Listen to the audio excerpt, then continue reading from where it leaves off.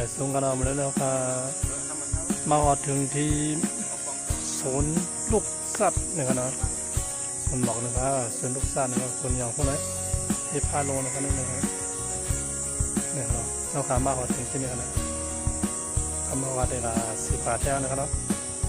ขออนุญาตทำเลยครับเนาะเนี่ยครับเนาะเลยเป็นชนบอกนะครับเนาะ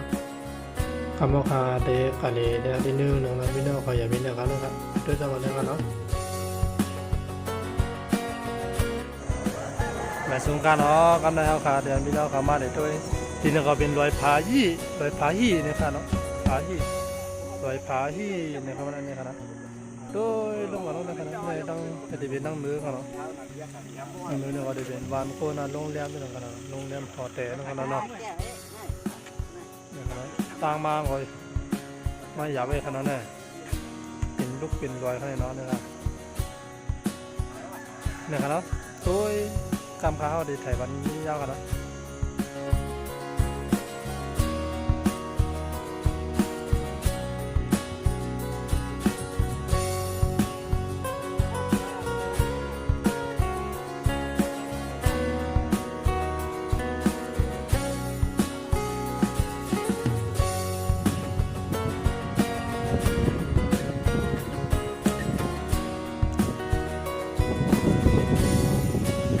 ต้องได้บุ้งว่าเดี๋ยวเป็นต้นไม้บอกเซลล์เขาอยู่นั่นเนาะ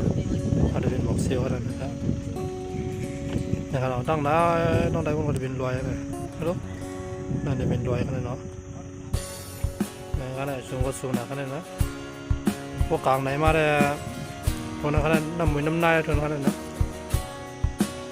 สั่งยากันไหมแทงกันเนาะทำในราคาเดียวพี่น้องเขาลงมือตั้งใจปุ้นนะครับเขาไปลงมือกันนะทางกับจันหนากันเนาะนะครับเนาะเขาไปลงมือตั้งใจพวกครับนะครับทางมันจันไว้กันเลยเนาะตามจันเราจันไปเลยมาเจอจันราคาอย่าเป็นอย่างนั้นนะนะครับ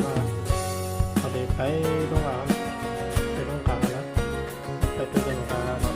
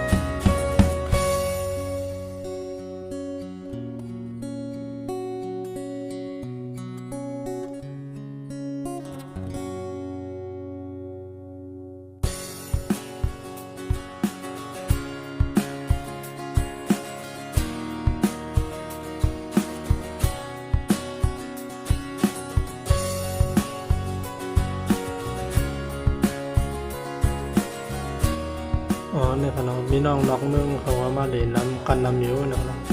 น้องกันมาเล่นกันน้ำไว้ครับเนาะมันก็จะมีที่นอนที่ห้องพักอะไรนะครับเนาะที่มีหอแต่โรงแรมเนาะโรงแรมอะไรนะครับเนาะ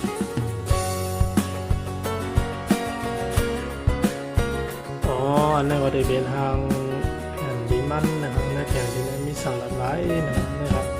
ด้วยในแค่บ้านในทางดินนะครับเนาะนะครับที่มีหางหมอกก้อนนะครับโดนไว้โดนดอกหาง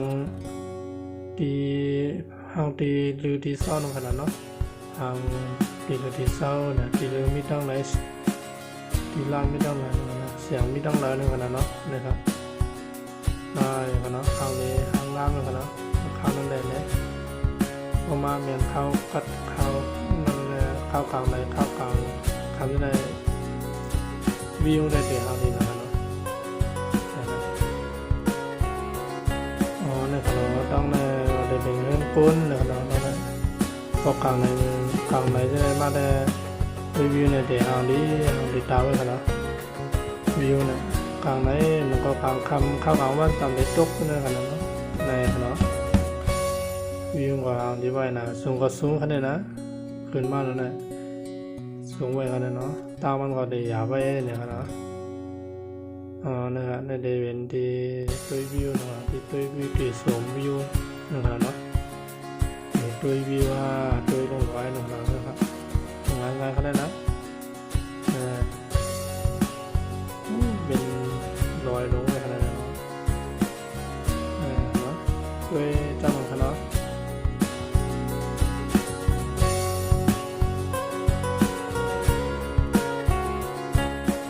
ทำแล้วขาดมาแทงตีหนึ่งมาด้วยตีสมอยู่ที่แถวตีหนึ่งนะครับ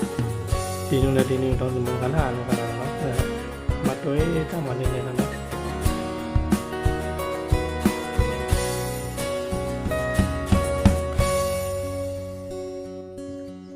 ใบสูงกันแล้วเนี่ยว่าเนี่ยก็จะเป็นตีสมวิวตีด้วยวิวนะครับด้วยวิวมันโมเหอวิวมันนั่นนะครับที่บนไถแค่พังเลยเนี่ยที่บนไถแค่พังต้องไถบุญกันเนาะเนี่ยที่ตัววิวลงตัววิวเป็นร้อยขนาดเนาะเนี่ยข้าวนั่นจะเป็นข้าวไม้เนาะพอมันเด่นโม่ไปเนาะพอเป็นข้าวกลางในข้าวกลางคำมันมีกันเดียวทำดีกันดีเนาะพอเด่นแถวมันนี่ยาวกำกันเนาะเนี่ยขณะพี่น้องเขาตั้งใจเพิ่นตั้งใจแล้วก็ได้มีเพิ่นซุ่มเพิ่นมุงค่าเนี่ยขณะที่เลยที่เศร้าพี่น้องมาเหลียวเขานั่นขนาดเนาะนะครับมาด้วยเจ้ามันกันเนาะ